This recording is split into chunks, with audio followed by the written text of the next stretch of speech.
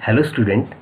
आज हम class 12th Hindi आरोह भाग 2 के 11वें पाठ पर चर्चा करेंगे, जिसका शीर्षक है भक्तिम और लेखिका हैं महादेवी वर्मा। पाठ पर चर्चा करने से पहले हम महादेवी वर्मा जी के बारे में जानना चाहेंगे कि महादेवी जी किस प्रकार उन्होंने काव्य के क्षेत्र में ख्याति प्राप्त की और उसके बाद गद्य के क्षेत्र में भी उन्होंने अद्वितीय काम किया।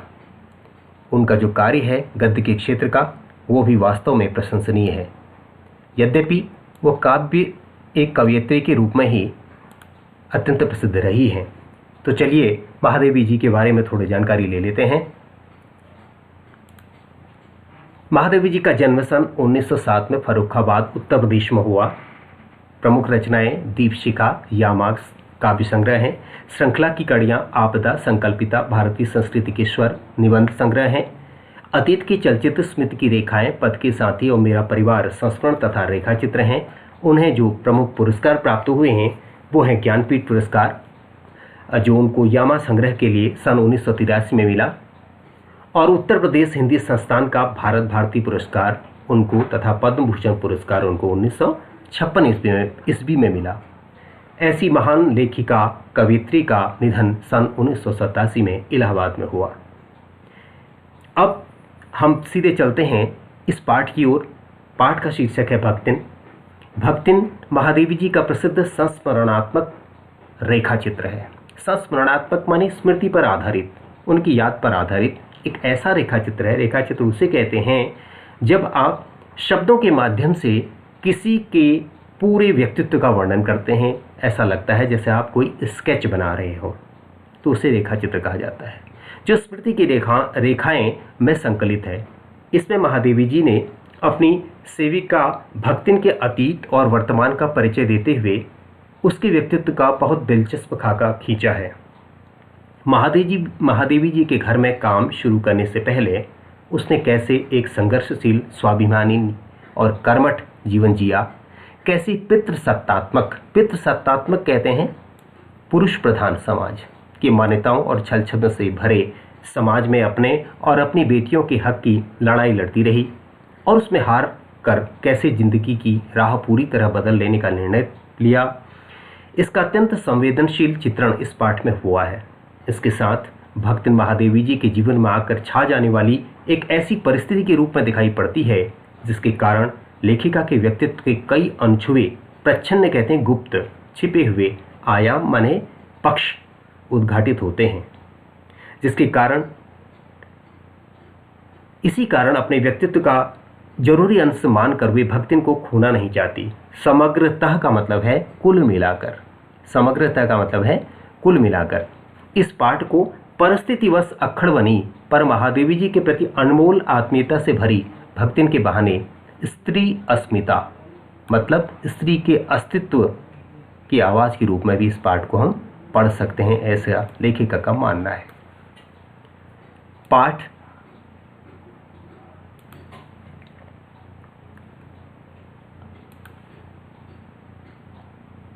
का प्रारंभ इस प्रकार है। भक्तिन।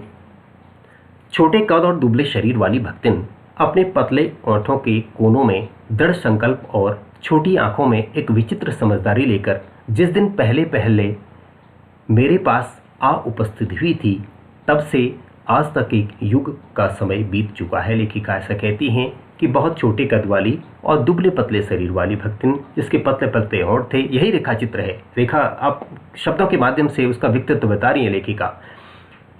ओठों के कोनों में दृढ़ संकल्प और छोटी छोटी आंखें थी उसकी, उनमें एक विचित्र समझदारी लेकर जिस दिन सबसे पहले लेखिका के घर में आई, तो उस समय से लेकर आज तक एक युग बीत चुका है का मतलब एक लंबा समय निकल चुका है, काफ़ी समय हो चुका है, यानी कि लंबे समय से लेखिका के साथ वह रह रही है। पर जब कोई जिज्ञासु माने जानने की इच्छा रखने वाला व्यक्ति उससे इस संबंध में प्रश्न कर बैठता है कि भाई तुम ये बताओ कि तुम कब से इनके वहाँ रह रही हो, तब वह पलकों को आधी पुतलियों तक गिराकर, का मतलब हुआ कि वह सोचने की मुद्रा बनाकर चिंतन की मुद्रा में ठुड्डी को ऊपर उठाकर अपना ठुड्डी ऊपर उठाती है और बड़े विश्वास भरे कंठ से उत्तर देती है कि तुम पचय का बताई। पचय ये एक देहाती शब्द है, ग्रामीण अंचल का शब्द है, जिसका मतलब है तुम लोगों को का बताई, क्या बताएं, यह 50 बरिस से संग रहित हैं, हम 50 साल से साथ साथ रह रहे हैं, इस हिसाब से मैं 75 की ठहरती हूँ। लेखिका कहती है अगर वो 50 साल से मेरे साथ रह रही है तो मेरी उम्र 75 साल हो जानी चाहिए, और वह 100 वर्ष की आयु भी पार कर जाती है। और इस प्रकार से ऐसा लगता है कि 50 साल वो मेरे वहाँ आई, अधेड़ उम्र की थी, तो 100 साल की हो जानी चाहिए। इसका भक्तिन को पता नहीं है, इतना हिसाब किताब उसने नहीं लगाया है। पता हो भी तो संभवतः वह मेरे साथ बीते हुए समय में रत्ती भर भी कम न करना चाहेगी। अगर उसको ऐसा पता भी होता तो भी वो लेखिका के साथ बिताए गए समय को कम नहीं करना चाहेगी, क्योंकि वो लेखिका से अत्यंत प्रेम करती है, उसका अत्यंत लगाव है लेखिका से। मुझे तो विश्वास होता जा रहा है कि कुछ वर्ष और बीत जाने पर वो मेरे साथ रहने के समय को खींचकर 100 वर्ष तक पहुंचा देगी। अगर कोई उससे पूछेगा कुछ दिनों बाद तो वो ये भी कह सकती है कि मैं लेखिका के वहाँ पिछले 100 साल से रह रही हूँ, और इस बात का ध्यान नहीं रखेगी कि लेखिका की उम्र कितनी हो जाएगी, तो उस हिसाब से चाहे उसके हिसाब में मुझे 150 वर्ष की असंभव आय का भार ढूंढना पड़ेगा। मतलब हुआ कि तब लोगों को मुझे बताने में बड़ी दिक्कत हो जाएगी, तब लोग मुझसे पूछेंगे कि तुम तो इस हिसाब से क्या हो गई हो, 150 साल की हो जानी चाहिए। तो इस प्रकार से लेखिका बताती हैं कि किस प्रकार से भक्तिन उनके वहाँ आई और भक्तिन का कितना उनके प्रति लगाव था।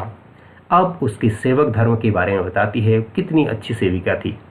लेखिका के घर में समय समय पर अनेक सेवक कार्य कर चुके हैं और उनके बारे में भी लेखिका ने लिखा भी है। रामा नाम का एक सेवक था उनका, उनके बारे में भी लेखिका ने इसी प्रकार का वर्णन किया है।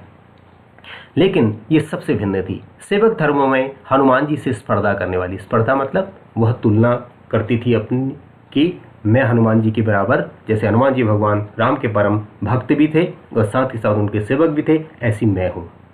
लेकिन वह भक्तिन किसी अंजना की पुत्री नहीं थी। भगवान हनुमान जी तो अंजनानंद पुत्र थे, अंजनी पुत्र महाबलदाई, लेकिन वह अनाम धन्या गोपालिका की कन्या है। अनाम धन्या माने जिसका कोई नाम नहीं जानता, ऐसी गुमनाम, कोई गोपालिका मतलब ग्वालिन की कन्या है।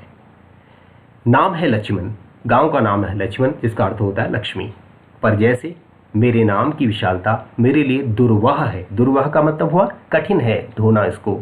मेरा नाम तो बहुत अच्छा है महादेवी, लेकिन मैं महादेवी जैसी नहीं हूँ, ऐसा लेखिका कहती हैं।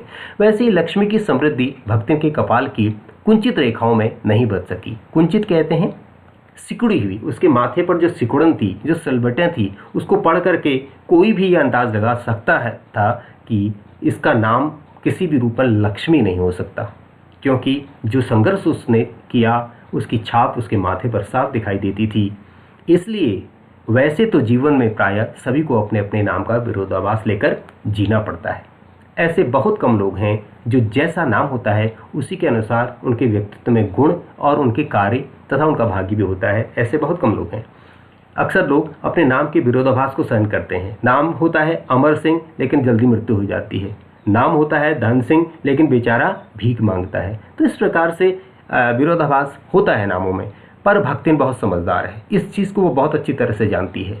इसलिए वो क्या करती है, क्योंकि वो अपना समृद्धि सूचक नाम किसी को नहीं बताती। जब उससे कोई पूछता है तुम्हारा क्या नाम है, तो वो चुप होती है, चुप रह जाती है, कुछ भी नहीं बताती, क्योंकि वो समझती है कि अगर मैं किसी से कहूँ कि मेरा नाम लक्ष्मण है, यानी मुझे लक्ष्मी कहते हैं, तो लोग कहेंगे अरे इतना अच्छा नाम और ऐसी दरिद्रता। तो केवल जब नौकरी की खोज में वह लेखिका के यहाँ आई, तब ईमानदारी का परिचय देने के लिए उसने शेष इतिव्रत, इतिव्रत कहते हैं इतिहास, यानी अपनी कहानी जब उसने सुनाई, तो उसके साथ साथ उसने यह भी बता दिया कि आपसे ये विनम्र निवेदन है, प्रार्थना है कि मैं आप कभी भी इस नाम का उपयोग नहीं करेंगे। लेखिका से कहा कि आप मेरे को लक्ष्मी या लक्ष्मण नाम से नहीं पुकारेंगी। अब लेखिका के सम्मुख ये समस्या थी कि नाम अगर मैं इसका न लूँ तो उसको पुकारूंगी कैसे। तो उन्होंने कहा इसका कोई न कोई नाम रख लिया जाए। अब लेखिका कहती हैं कि उपनाम रखने की प्रतिभा होती तो मैं सबसे पहले उसका प्रयोग अपने ऊपर करती। लेखिका कह रही है कि मैं उपनाम तो रखना जानती ही नहीं, क्योंकि लेखिका छायावादी कवियों में प्रमुख कवि प्रसाद, पंत, निराला और वर्मा, ये चार जो हैं कवि माने जाते हैं छायावाद के। उनमें जो निराला जी हैं उनका नाम सूर्यकांत त्रिपाठी नाम था, और लेकिन वो उपनाम लिखते थे निराला। वो निराले थे, इसलिए वो निराला नाम रखते थे। अन्य कवियों से उनकी रचनाएं भिन्न थी। लेकिन लेखिका कहती हैं कि मुझे ऐसी प्रतिभा मेरे पास नहीं थी, उपनाम मुझे आते नहीं थे, इसलिए इस तथ्य को देहातीन क्या जाने, वह देहात की रहने वाली बेचारी क्या जाने कि लेखिका मेरा नाम अच्छा रखेगी भी या नहीं। इसलिए जब मैंने कंठी माला देखकर उसका नया नामकरण किया, लेखिका ने उसके गले में कंठी देखी, माला देखी तो, और कान उसके छिदे हुए थे और सिर उसका घुटा हुआ था, तो बड़े ही भाव से भक्तिन नाम दे दिया उसको। तो ऐसे भक्तिन जैसे कवित्वहीन नाम को पाकर भी वो गदगद हो उठी। लेखिका ने उसका नाम भक्तिन रखा और इससे वो अत्यंत प्रसन्न हो गई, जबकि नाम बहुत साधारण था। तो इससे आगे हम अगले वीडियो में देखेंगे।